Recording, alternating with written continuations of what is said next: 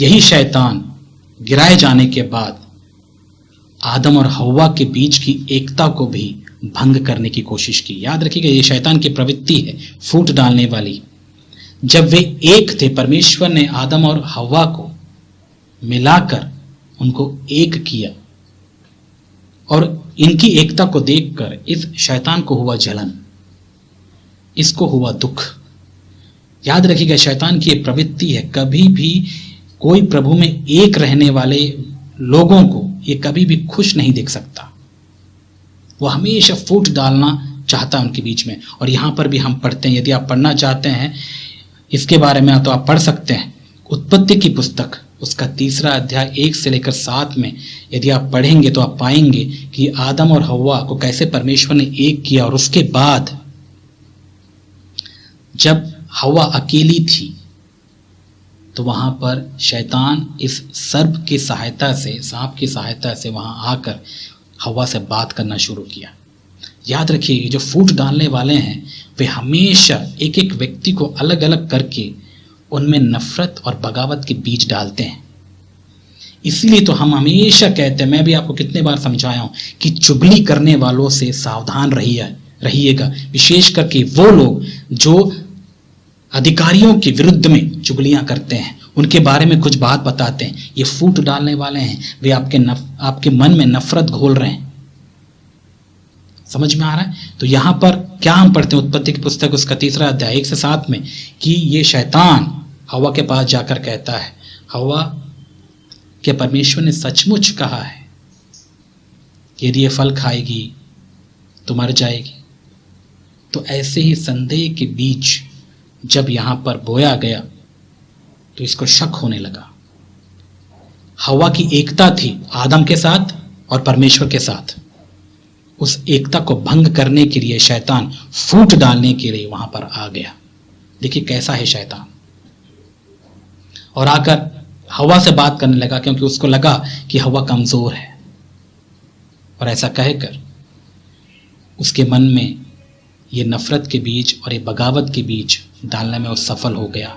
और वहां पर ये हव्वा उसकी बात मानकर आदम के पास गई और उसे भी वो फल खिलाया और परमेश्वर के विरुद्ध बगावत करने के लिए मजबूर किया।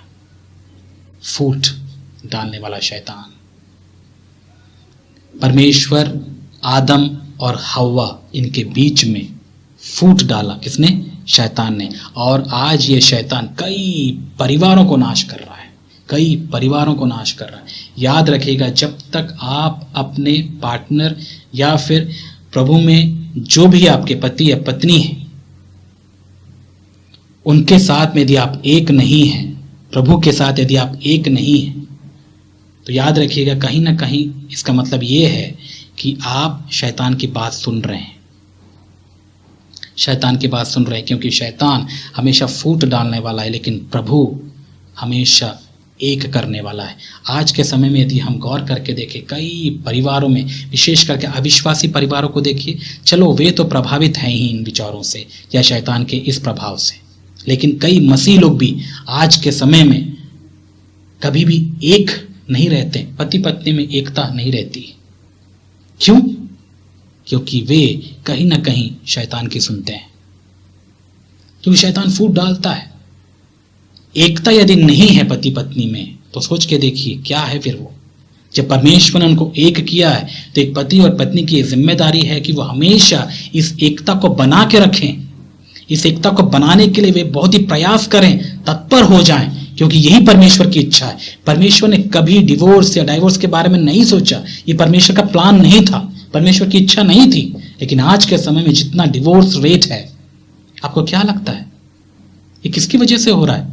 ये ऐसे ही घटिया और गंदे विचारों को सुनने की वजह से जो शैतान कई झूठे शिक्षकों और मसीहों, विशेष करके जो विश्वासी भाई बहन होते हैं, उनके द्वारा भी कई बार ऐसे बीजों को पति पत्नी के अंदर डाल देते हैं। और वे उन बातों को सुनते, उन बातों पर मनन करते हुए वे क्या करते? डिसीजन लेते हैं कि मुझे इस व्यक्ति के साथ में नहीं रहना। अब मैं नहीं जानता मेरे प्यारे भाई और बहन आप इन बातों को कैसे ले रहे, लेकिन ये मेरी जिम्मेदारी है कि मैं आपको समझाऊं। डिवोर्स परमेश्वर की इच्छा नहीं है। याद रखिएगा, ये परमेश्वर की इच्छा नहीं है। पढ़ना चाहते हैं बाइबल में पढ़िए, परमेश्वर ने कभी भी डिवोर्स के बारे में नहीं बताया। यदि बताया भी है तो वो हो सकता है कुछ मजबूरी रही है, विशेष करके पुराने नियम में, लेकिन परमेश्वर की कोई व्यक्तिगत इच्छा ये कभी नहीं थी। समझ में आ रहा है? लेकिन आज के समय में डिवोर्स एक फैशन बन चुका है। डिवोर्स एक फैशन बन चुका है। एक साथ वो रह ही नहीं पाते हैं। क्यों नहीं रह पाते? बहुत कारण हो सकते हैं, लेकिन एक रहना ये परमेश्वर की इच्छा है। और इसके बारे में या फिर इसको बढ़ावा देने वाला कौन है? ये शैतान, जो फूट डालने वाला है। शैतान ही है जो बहुत से घरों को आज अपने विचारों से, अपने स्वभाव से प्रभावित करते हुए उनको, उनके बीच में फूट डाल के उनकी एकता को बर्बाद कर रहा है। फैमिली को बर्बाद करने वाला शैतान। समझ में आ रहे मेरे प्यारे भाई और बहन? मैं ये चाहता हूं कि आप देखें कि ये प्रवृत्ति परमेश्वर की नहीं है, ये शैतान की प्रवृत्ति है। उसी का स्वभाव है, फूट डालने वाला, और ये आरंभ से करता हुआ आ रहा है।